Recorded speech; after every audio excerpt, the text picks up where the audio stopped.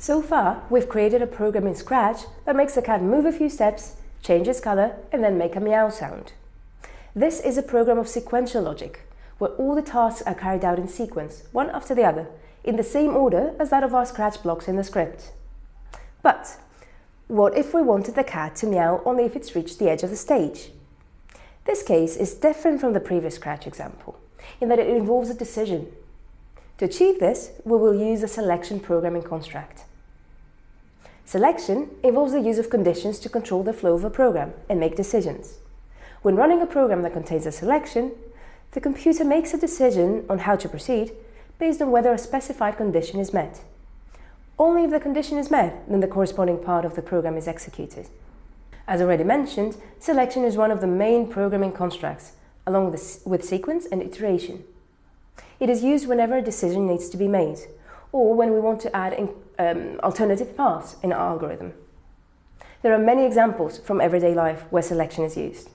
For instance, if it is raining, I'll take an umbrella with me. Conditional statements are also present in cooking. For example, we can create different types of pizzas depending on the toppings that we add to a simple margherita pizza.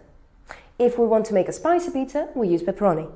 If we're aiming for a vegetarian pizza, then we can add mushrooms. If we want to go for a meaty pizza, then we can add bacon. Medicine is another area where selection plays an important role. Last month, for instance, I went to the doctor because I had fever. He advised me to take some pills for 3 days, and if on the 4th day I still had fever, I should go back to see him. Can you think of any more examples of selection? For instance, in different board games? Post them in the discussion forum. You may have noticed that we've been using the word if quite a lot in these examples. This is not a coincidence. If statements are one of the main ways to express conditions and implement selection, and Scratch has an if block for implementing selection in our programs. But before learning how selection works in Scratch, let's have a closer look at some algorithms that contain selection.